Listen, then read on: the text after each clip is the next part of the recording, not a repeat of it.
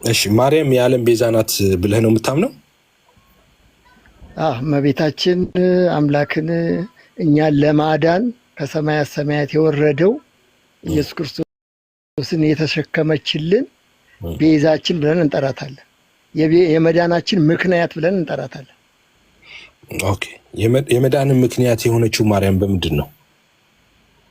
በቃ እግዚአብሔር ዓለምን አየ፣ ተመለከተ፣ እንደርሷ ያለ አላገኘም። ንጽሕት ናት፣ ቅድስት ናት፣ ለእርሱ ማደሪያ የምትሆን የተመረጠች ስለሆነች እርሱም አክብሮ እሷን መርጦ ይቺ ማደሪያ ትሆናለች፣ የሰውን ልጅ በማድንበት ሰዓት ከእርሷ ትመጥነኛለች ብሎ ጌታችን ኢየሱስ ክርስቶስ እሷን ስለመረጣት እኔም በጣም አከብራታለሁ፣ እወዳታለሁ፣ አማልጅኝ ይላታለሁ። እሺ አሁን አንተ ብዬ ልናገር ወይስ ስንታየው? አንተ ልበል። እሺ አሁን ከተናገርከው ውስጥ ብዙ ትክክል ያልሆነ ማልስማማበት አለ፣ ደግሞ መስማማበትም አለ። አንደኛው ከመጨረሻው ልጀምር። አማላጅ የሚለው ሀሳብ ትክክል አይደለም። ማርያም የጌታ እናት ማርያም አማላጅ ልትሆን አትችልም። በአጸደ ነፍስ ሆኖም አማላጅም የለም ሲጀመር፣ ምልጃም ጸሎትም ማቅረብ የለም። አንደኛው እሱ ነው። ሁለተኛ ደግሞ ከሰዎች ሁሉ ተመረጠች የሚል ነገር አንድ ነገር አለ። ምድርን አየ ተመለከተ የሚባል ነገር ማለት ነው። ምድርን አየ ተመለከተ ካልክ በኋላ የምታመጣው እንደሱ ከሆነ መጽሐፉ የሚለን በቃ አንድም ጻድቅ የለም ነው። እሱን ነው ያየው።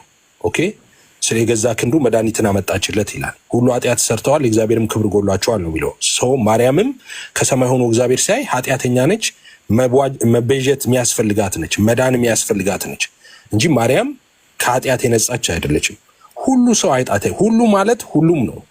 ሰዎች ሁሉ ኃጢአተኞች ናቸው፣ ኢንክሉድ የጌታ እናት ማርያም ማለት ነው።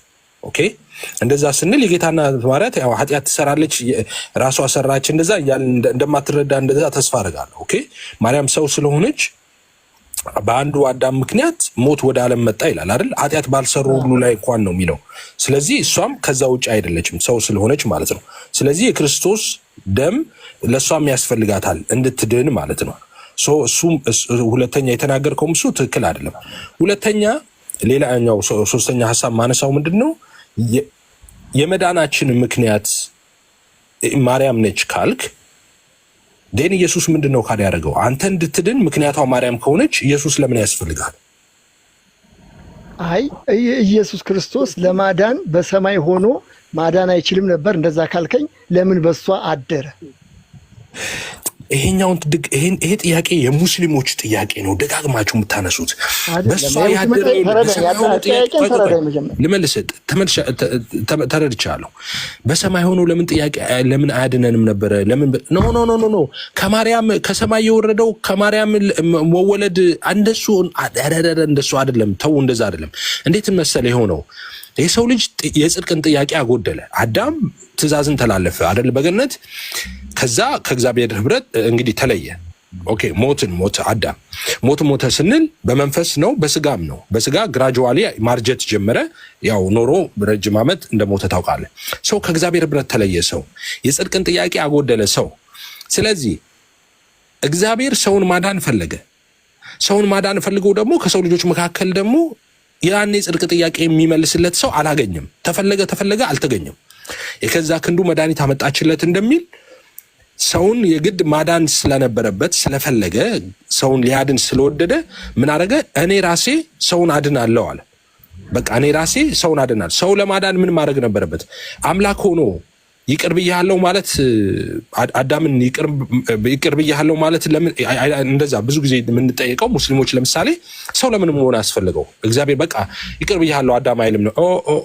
እንደዛ ከሆነማ እግዚአብሔር በፍርዱ ትክክል ነው፣ በፍርዱ ጻድቅ ነው የምንለው ነገር ፈረሰ ማለት ነው። ለምንድን ነው እንደዛ ማለት አይደለም። እግዚአብሔር የመረጠውን ሰው፣ እግዚአብሔር ያከበረውን ሰው፣ እግዚአብሔር ጻድቅ ያደረገውን ሰው እኔ የማላከብርበት ምንም ነገር የለም። ኖ ስለማክበር አይደለም ነው። አክብሯታል። እኛ ስለማክበር አይደለም ኖ እኛ ስለማክበር አይደለም የምናወራው። የጌታ እናት ማርያምማ ኦፍ ኮርስ አክብሯታል። ምን ጥያቄ ያለው? በጣም የከበረች ነች እንጂ ጌታን እኮ በስጋ መውለድ እኮ እንዴት ያለ ታላቅ እኮ ጸጋ እኮ ነው እሱ። እኛ አላከብራትም መቻልን እንዴ የጌታ እናት የከበረች ነች። እኛም እናከብራታለን፣ እግዚአብሔርም አክብሯታል። ምን ጥያቄ አለው? እንኳን እግዚአብሔር እንኳን እሷን እኛንም አክብሮናል። ተውሱን አይደለም እኛ ያልነው፣ ከዛ ጋር አታገናኘው። እኛ እያልን ያለነው ማርያም እኛ ኦርቶዶክሶች እኮ እኛ ኦርቶዶክሳውያን ቤዛዊት ዓለም አይደለችም፣ አማላጅ እንጂ አዳኝ ብለን ቤዛው ላይ ስለ ምልጃው እንመጣለን። ግን ቤዛ የሚለው የዓለም ቤዛ ኢየሱስ ነው። ማርያም ልትሆን አትችልም። ማርያምን የዓለም ቤዛ ማለት የምንፍቅናዎች ሁሉ ምንፍቅና፣ የክደቶች ሁሉ በጣም አስቀያሚ ክደት። ቤዛ እኮ ሌላ ብዙ ፍች አለው እኮ። ቤዛ እኮ አንድ ፍች ብቻ ነው። ለጌታ ብቻ የዓለም ቤዛ ማለት ከወሰድከው እውነት ነው። ለጌታ ብቻ ካረከው ቤዛን እውነት ነው። ምንም ያዳንን በደሙ የዋጀን እሱ ምን መሰለ፣ እሱ ማምለጫ መንገድ ነው። ምንድነው ማምለጫ መንገድ መሰለ? አንድ አባታችን ጳጳሱም ሰምታቸዋል አይደለ? ስለ ቤዛ ያወሩበትን አይ ኢየሱስ ነው ቤዛ አሉ አይደል? እሳቸው ኢየሱስ ነው ቤዛ እንጂ ማርያም ቤዛ አይደለችም። እሷ ቃል ብቻ ተቆጣ ለጌታ ኢየሱስ ክርስቶስ ሳልጨርስ ሀሳቤን ስለምትገባ አሁን ብዙ ልንከራከር ነው ማለት ነው። በነገራችን ላይ እሳቸው ላይ ቪዲዮ የሰሩ ሰዎች አሉ። አሁን እዚህ ቲክቶክ ላይ የምናውቃቸው አሉ። አሁን እንትኖቹን ልተውና አክሊል ቪዲዮ ሰርተዋል። አባታችን ላይ አባታችን ብላምን ብሎ አክብሮ ጀምሮ መጨረሻ ላይ ግን እርሱ ያሉት ትክክል ነው ብሎ ለምን ቪዲዮ እንደሰራ አልገባኝም። ግን ቤዛነት ለዛ ብቻ የተገለጠ አይደለም እያለ ሲያምታታ ነበረ። እኔ የጎግል ፕሮዳክት ነው የምላቸው እነዚህ ሰዎች ጎግል አድርገው የሚያወሩን። አንፎርቹኔትሊ ጎግል ለምን እንዳላረገው አይገባኝም። አሁን ስለ ቤዛን አማርኛ ቤዛ ብሎ ያስቀምጠው እንደውም አንድ ጥቅስ ጠቅሶ ቤዛ እኮ የሚለው እሱ ብቻ አይደለም ሀብት ቤዛ ነው ተብሎ የተጠቀሰ አለ ብሎ ምሳሌ መጽሐፍን ሲጠቅስ ነበር። ትክክል አይደለም። ቃላቶቹ ራሱ የዕብራይስጡ ቃል ራሱ ተመሳሳይ አይደለም። እንግሊዘኛው ማተር ኦፍ ፋክት እንግሊዘኛው እንኳን ተመሳሳይ አይደለም። ራንሶም ነው የሚለው፣ ያኛው ደግሞ ሪዴምፕሽን ነው የሚለው። ኦኬ ሪዴምድ ነው የሚለው። ሁለቱ ከቃላት ጀምሮ ቤዚክሊ ሁለቱ የተለያየ ነው። ኦኬ ቤዛ የሚል ነገር ጎግል እንትን ሰርች አድርገ መጽሐፍ ቅዱስ ላይ በአፕ ስትጠቀም ቤዛ የሚለውን የሚያመጣልህን ሁሉ ይኸው እዚህ ጋር አለ ቤዛ እንዴ። ገለጥ አይደረግም እንዴ? አትሊስት እንግሊዘኛ አይደረግም እንዴ? በኩር ቋንቋው ምንድነው የሚለው አይታይም እንዴ? ኦኬ በመጽሐፍ ቅዱስ ውስጥ በተለያየ ስፍራ ውስጥ ቤዛ የሚል ነገር ተጽፏል። እንዳልኩ ራንሶም የሚለው ሐሳብ ነው እሱ። ኦኬ when you come to Jesus ኢየሱስ ጋር ስትመጣ ግን ሪዴምፕሽን የሚለው ኮንሴፕት ነው እሱ። በቀጥታ አሁን ራንሶም የሚለው ይሄ ቤዛ የሚለው ስለ ሀብት የሚያወራው it's all about payment፣ ስለ ፔመንት ነው። ኦኬ ፔመንት ዲማንድ ስለማድረግ ነው የሚያነሳው ሐሳቡ። nothing to do with salvation፣ ከሳልቬሽን ጋር የሚያገናኘው አይደለም። ቤዛችን የዓለም ቤዛ ከተባለ ኢየሱስ ብቻ ነው የዓለም ቤዛ። ማርያም የዓለም ቤዛ ማለት ምን ማለት መሰለ? ዓለም በጨለማ በሞት በፍርድ ውስጥ ነበረች። ኦኬ አንድ ሚቤዣት ሪዴም የሚያደርግ አንድ አካል ያስፈልግ ነበር የግድ ዓለምን ሚያጅ ኢየሱስ ክርስቶስ ጋር ተያይዘዋል። ኢየሱስ ክርስቶስ ዓለም አዳኝ እንደሆነ ሰከንድ let me finish እንትኔን ልጨርስ፣ ሐሳቤን ልጨርስ፣ አታቆራርጠኝ። ዓለምን ከዛ ከጨለማ ከሞት ከፍርድ የሚዋጅ አንድ አካል ያስፈልግ ነበር። ሰው ተፈለገ፣ አልተገኘም። እንዴ ዮሐንስ እኮ ምን አለ መሰለ በራእይ መጽሐፍ ላይ ማተቡን ሊፈታ በሰማይ ቢሆን በምድር ከምድር በታች አንዳች ስላልተገኘ እጅግ አለቀስኩ አለ። በቃ ተፈለገ፣ አልተገኘም። ማርያም ትላለህ እንዴ? ማርያም ከየት መጣ ነው? መልአክ ትላለህ እንዴ? መልአክ ከየት መጣው ነው?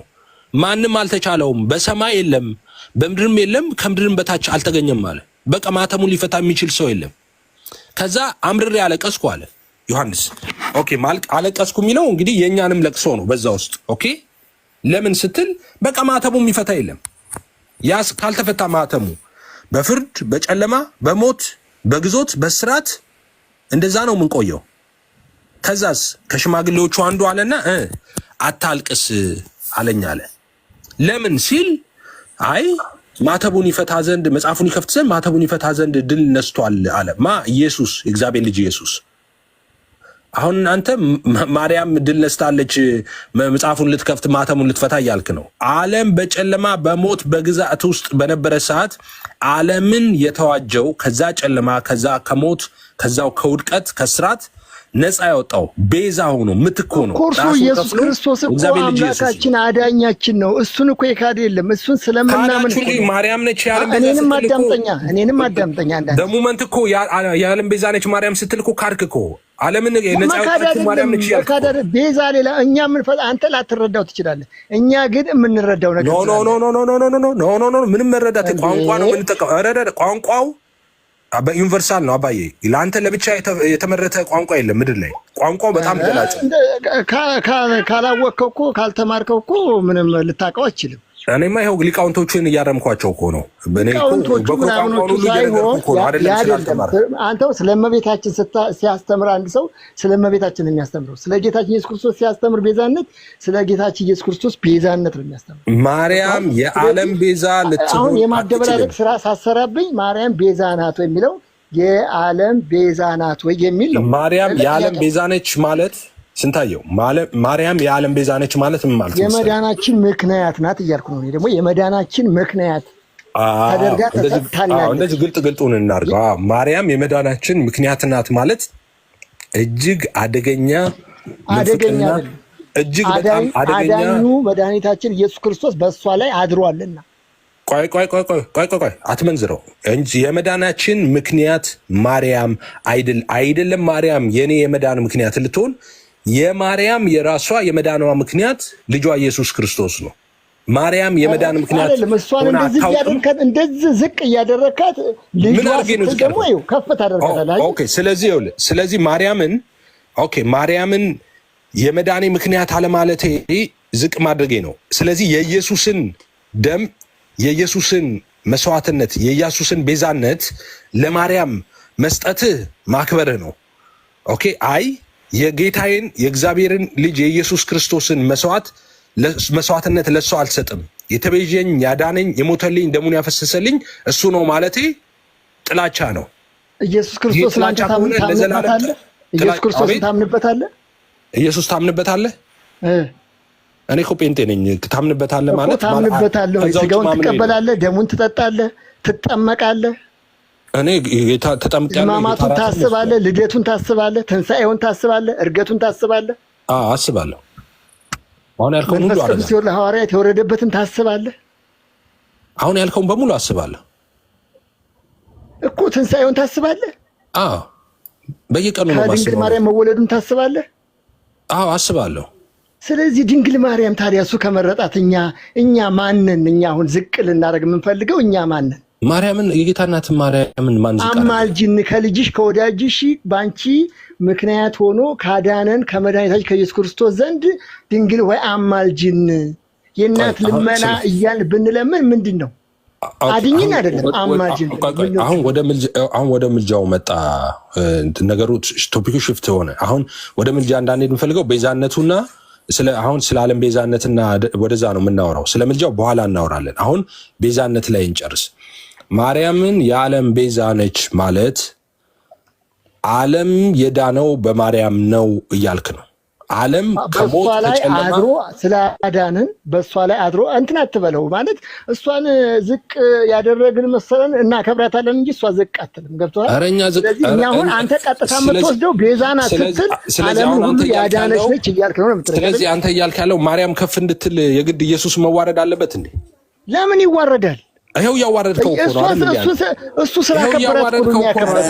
እስኪ መጀመሪያ ተግባቡ ምንድነው? የዚህን ያክል ደግመ እየሰቀልከው ነው። ኧረ በስመ አብ ምንድን ነው ደግሞ? እሱ ስላከበራት ይሄው ኢየሱስንማ እያዋረድከው እኮ ነው። የመዳኔ ምክንያት አንተ አይደለህም ማርያም ነች እያልክ እኮ እያዋረድከው ነው። ከዚህ በላይ ኢየሱስን ደግሞ መስቀል አለ። አቤት ከዚህ በላይ ኢየሱስን ማዋረድ አለ እንዴ? ከዚህ በላይ ደግሞ መስቀል አለ እንዴ?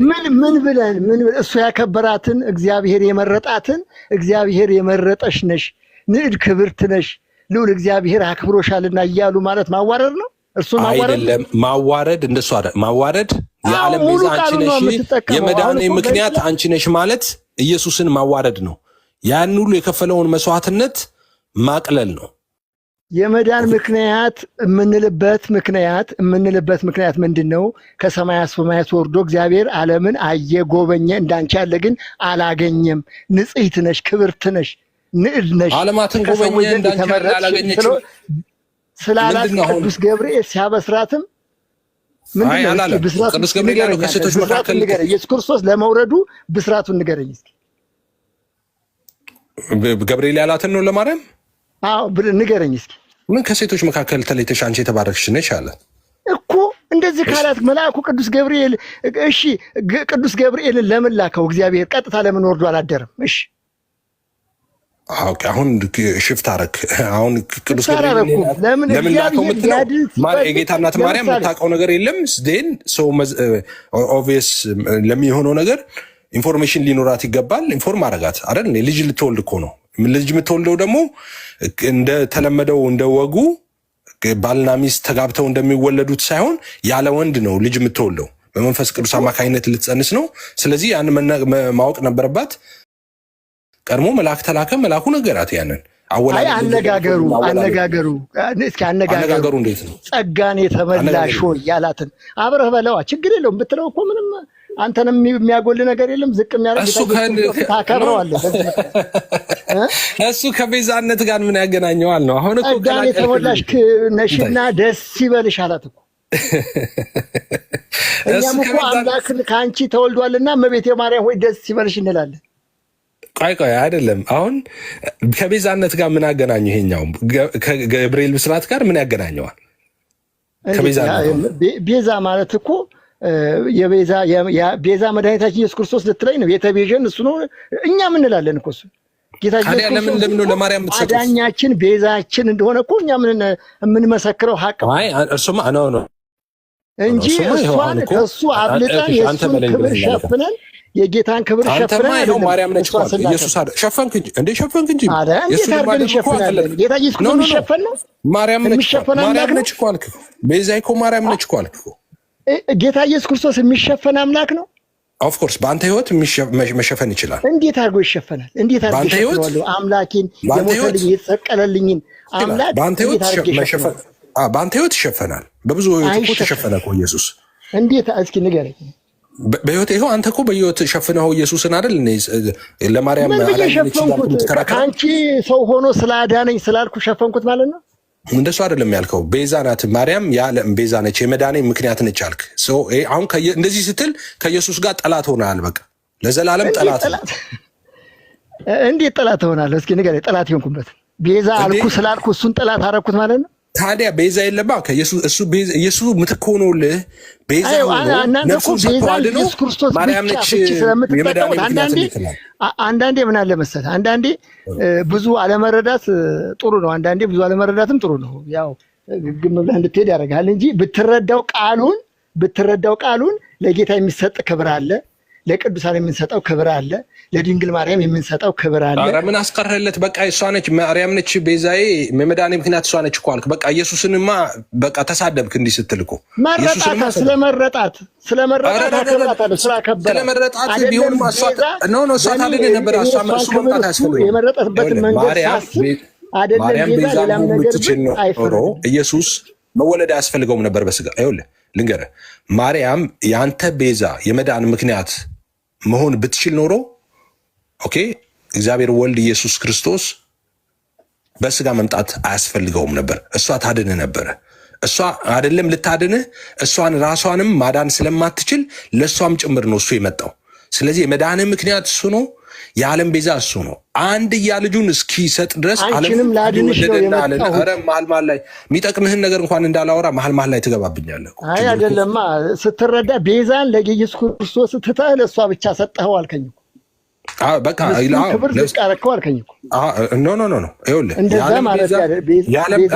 የዓለም ቤዛ ማርያም ነች፣ የመዳኔ ምክንያት ማርያም ነች አልክ። ካዲያ ምን ቀረለት ለኢየሱስ?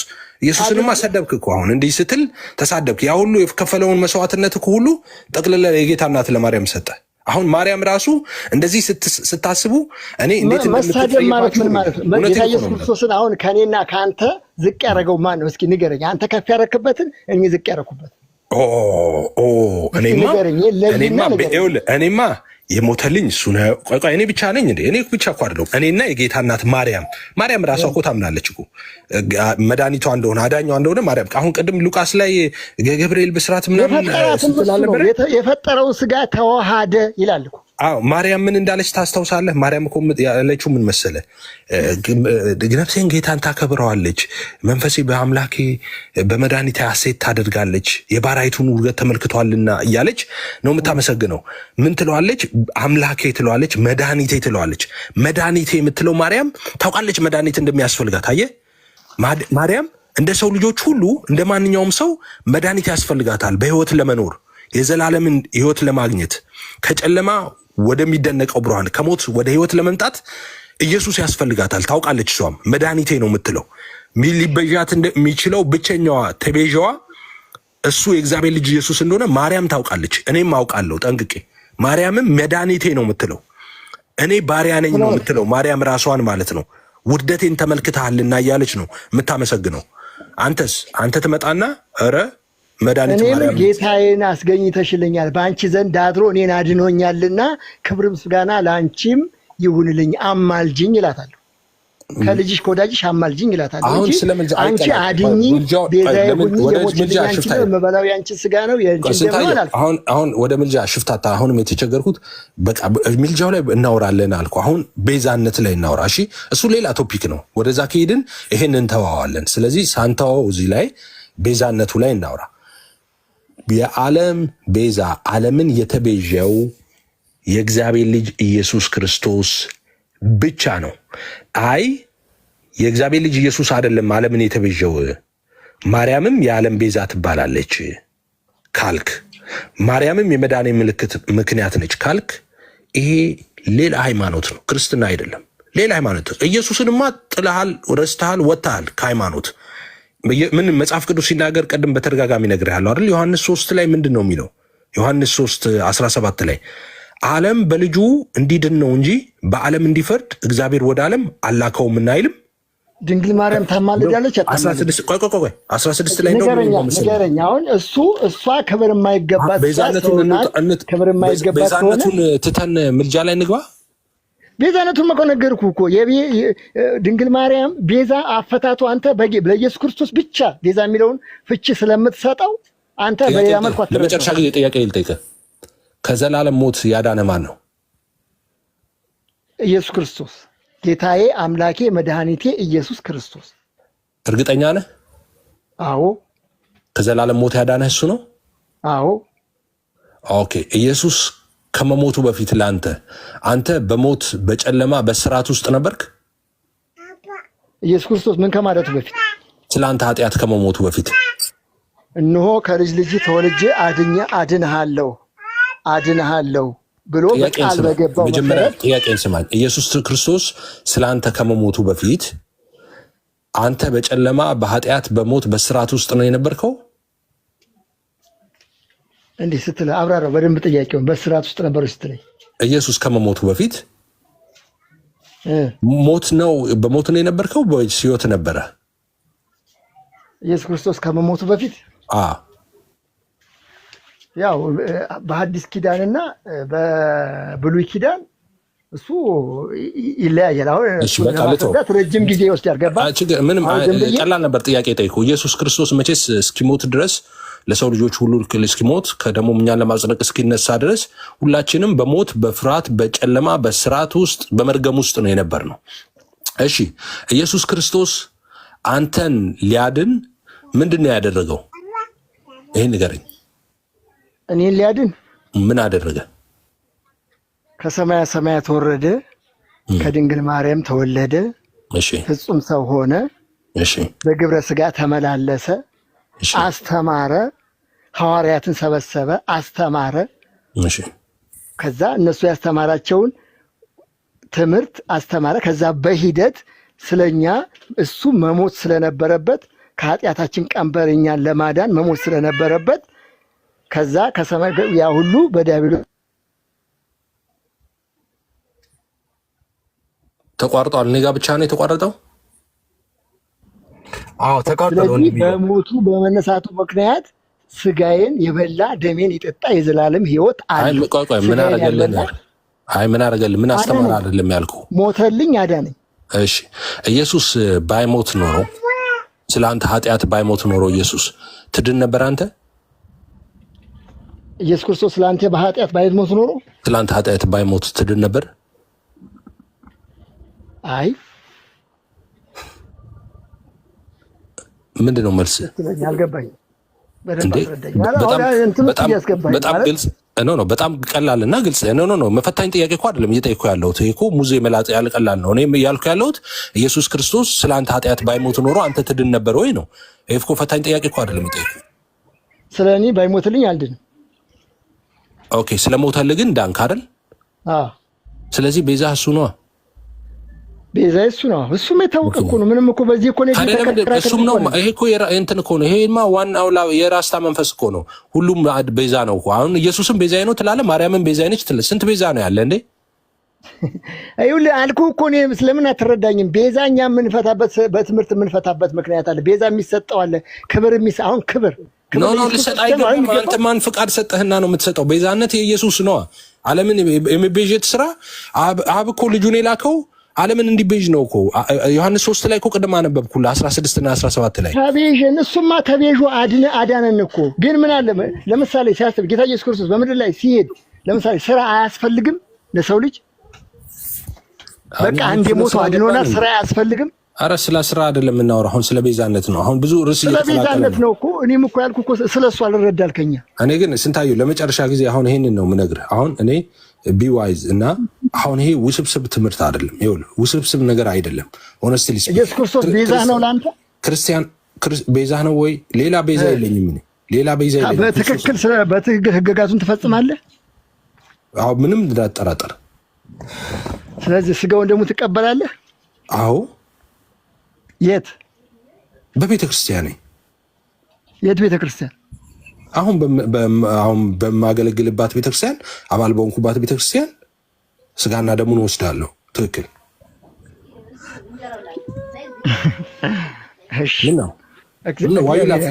ጴንጤዎች አይወስዱም እንደ የጌታ እራት አይወስዱም እንደ ስጋና ደሙን አይወስዱም? እናንተ እኮ አንዴ ድናችኋል። መዳን በአንዴ ነው እንጂ ፕሮሰስ የለውም ትላላችሁ ብዬ ነው።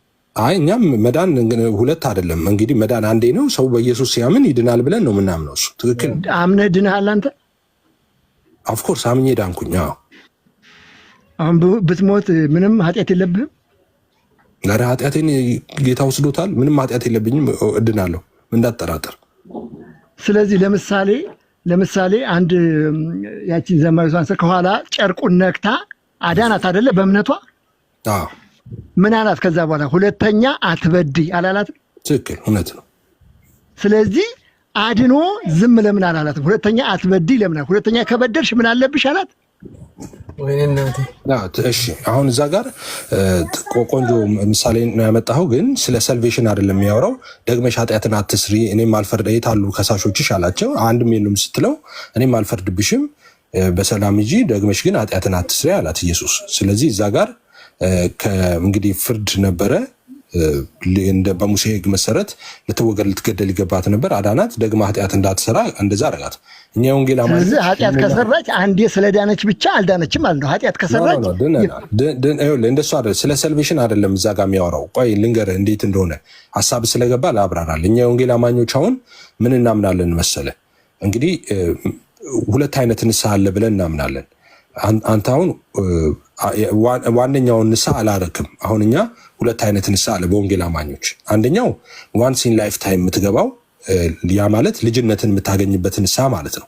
ከእግዚአብሔር ጋር የምትታረቅበት ንስሐ፣ ጌታን ስትቀበል የምትገባው ንስሐ አለ። እኔ ኃጢአተኛና በደለኛ ነኝ፣ ጌታ ሆይ ኃጢአቴን ይቅር በል፣ በደምህ እጠበኝ። ኦኬ፣ ዓለምን፣ ሰይጣንን፣ ስጋን፣ ስራውን ሁሉ እክዳለሁ። አንተን የእግዚአብሔር ልጅ ኢየሱስ የህይወት ያዳኝና ጌታ አድርጌ አሁን እቀበላለሁ። ጌታ ሆይ ተቀበለኝ፣ አንተ ስለ እኔ ኃጢአት እያልክ የምትገባው ንስሐ አለ። ኦኬ፣ እሱ ዋንስ ኢን ላይፍ ታይም የምትገባው ነው። እሱ ንስሐ ማለት ነው። ይሄን የወንጌል አማኞች ሁሉ እሱን ጸሎት ጸልየዋል፣ እሱን ንስሐ ገብተዋል።